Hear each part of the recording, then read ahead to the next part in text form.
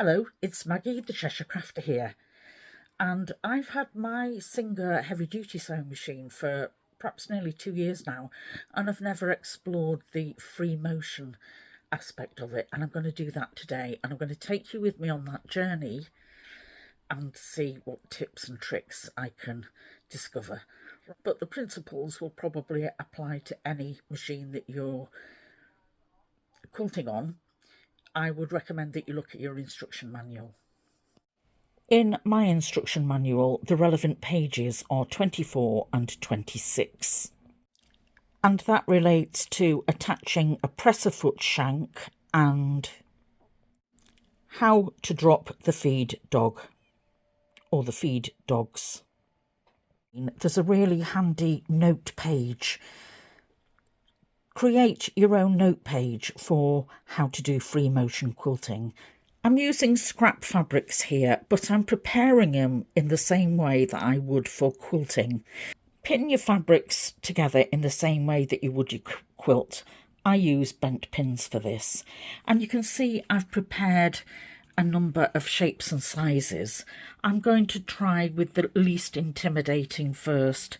As you can see, my machine is a Singer heavy-duty sewing machine, and I've got left what I was using on my full fabric quilt before.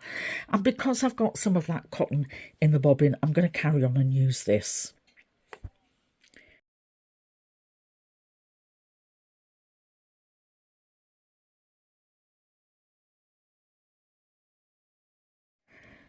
The feed dogs are the very sharp teeth that hold your fabric. And while I've been quilting, I've been using this Singer walking foot. I think you can just see the plastic there. It looks like a sawtooth edge. We want to override this. We want to remove a walking foot that will do that, and we want to drop those feed dogs. I had already removed that, it's just plastic, to replace it with the extension table. But in order to reach your feed dogs, you would need to remove this piece of plastic. I don't need to remove the extension table because I can put my hand behind the machine to feel the button that I need to push. So put your hand behind and feel for the plastic slider button and slide it from left to right. And that will drop those feed dogs. As ever, you need the right tools for the right job. This is a standard low shank presser foot, but the real tool that you need is a spring-loaded presser foot, a bar that goes over the top like the walking foot does. The section that goes round the side goes round the metal bar and screws into place. At the bottom you will have either a plastic or a metal hoop depending on which foot you buy, and the needle will go through this. And the other one I've got is one that will go with an acrylic template. This has a deeper level of security around the needle to go alongside the acrylic ruler template that I have. And the intention for this is that the metal bar is going to do the same as this plastic bar does on the walking foot. It needs to come above that piece of metal. To test that you've applied it correctly, try putting your fingers on the back and try moving that walking foot. If it doesn't move, you've done it correctly. Now you'll notice that I've put the metal bar on top of this bar, and you can see that my needle now will fall down through that hole. You need to ensure that the metal needle doesn't hit the metal at the bottom. And you'll see that there's a space. The space is here at the front. Now, that metal piece is very soft and shiny. There's a spring loading. I can push this up and down. There's nothing, when I put fabric in the way, that's actually going to hold that fabric in position. For your machine settings, there are a number of changes that you need to make. I'm not going to alter the tension. I have moved my needle position so it's in the midline. My width I have set on 5.5. I'm not going to change that, but my stitch length I'm going to turn to 0 because I'm in control of this now. But I need my stitch style to be the straight stitch. Right, when I place my fabric underneath, there's absolutely nothing stopping the fabric from moving there. And because I've got an extension table, it slips and slides really well. Now, when I flip the switch at the back of the machine that lowers the presser foot shank, but I can still move my fabric. I've got absolutely free movement. Normally, I need the cotton bobbin thread on the back of the fabric quilt sandwich. I need to bring that thread up to the top so I've got control of it and I don't end up with a bunch on the back. And in order to do that, I'm going to turn the handle on the side of the machine towards me, so that's anti-clockwise, and watch what happens when I do that. The presser foot goes down and holds the fabric more in place. Now you can see, although I've put the needle into the midline position, it's not directly in the middle of that circle, is it? But it's not hitting the metal.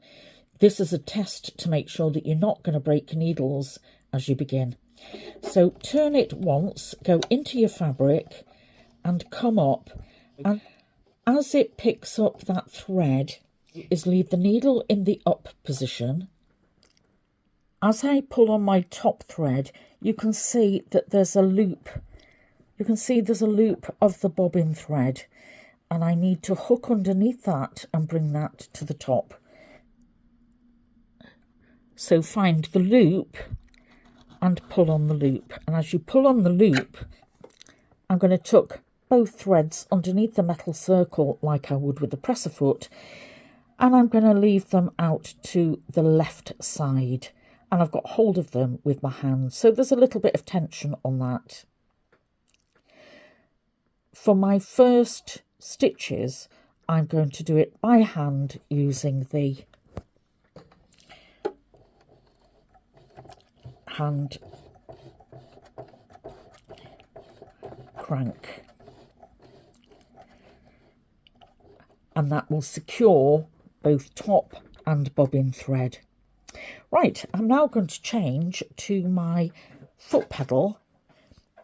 The control of the foot pedal, the control of your hands, and the speed that you move the quilt sandwich are going to determine the stitch length. So the first thing you do with this is go slowly. Once you've secured a few stitches, snip that cotton thread so you haven't got the tails.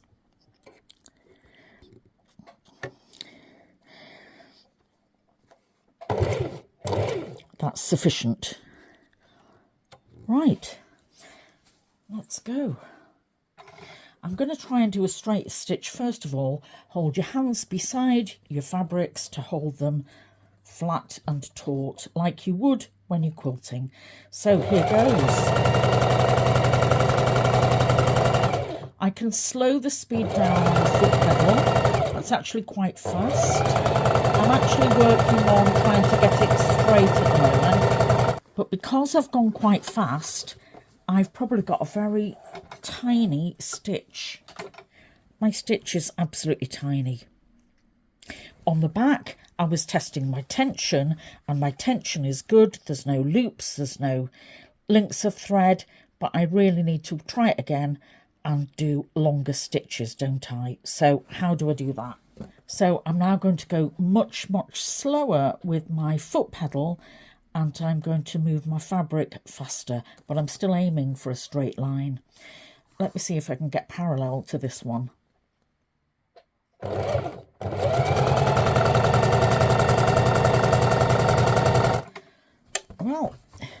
Well, it's parallel, and I've got to say it's pretty straight, so I'm quite good at doing a straight line, but my stitch length is still tiny. I need to go slower and move my fabric faster, I think. Let me see what happens then.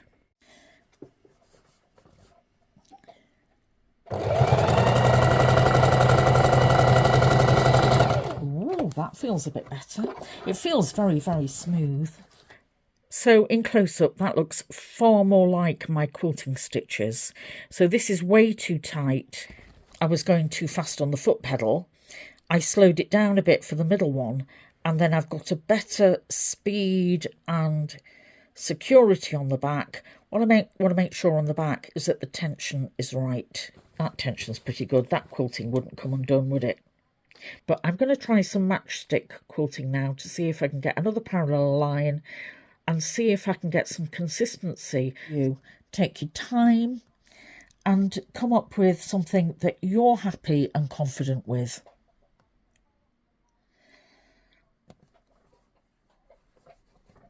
It's actually quite good to play, isn't it?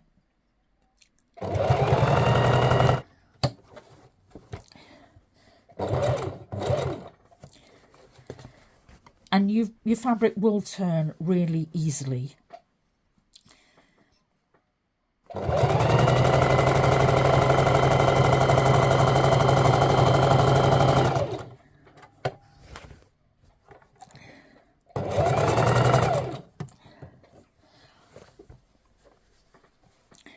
Now don't forget to move your pins as you go. But what I'm now going to do is try just some swirly lines. So moving the fabric differently will give different results, won't it?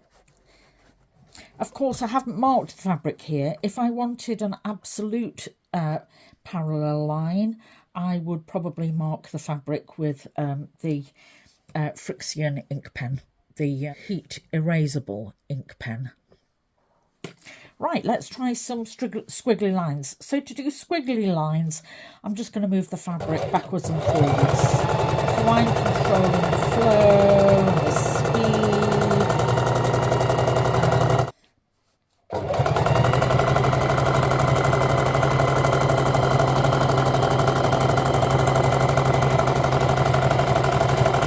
Well, that certainly is freeform. Remember that you can do reverse on this, like I've just shown you, without having to press the reverse button. You're in control of forward and back. So let me go to here. So a true meander doesn't cross over and it's smooth. Well, that's interesting. You can see that you can go back over yourself to repeat the lines. I think what you're aiming for is a continuous stitch, but as I've moved, I've got sharp edges. It's better, unless I was doing squares. I might try squares next, but try and work it so you haven't got these hard edge bits. There is nothing stopping you going over and over in the region to emphasize an area, but I think you'll see I've got a pretty even stitch length all the way there. I've got no bursts of thread. It looks pretty much like it does on the front, so the back mirrors what you've got on the front. So I'm going to continue working now and just experimenting. And cut your threads before you begin again.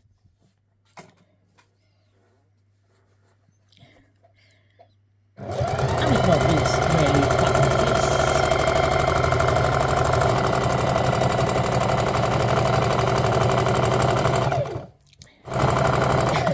really quite difficult. It's more difficult than it looks. Practice makes perfect. So if I was trying to get straight lines and failed, it's going to show. And then check your work to see what was right and what was wrong. If I was intending to get straight lines, I've done really badly here. I was intending to squiggle, but I've gone over quite a bit. And then here, my tension and my stitch length was really wrong. But look there at the tension on the back. That tension is ridiculously wrong. So it's gone from the tension being wrong when it's gone back to when I rethreaded the needle and the bobbin thread. So that's absolutely wrong. I should have tested my tension much earlier. Right tension, wrong tension. But it looks quite funky, doesn't it? Quite like that.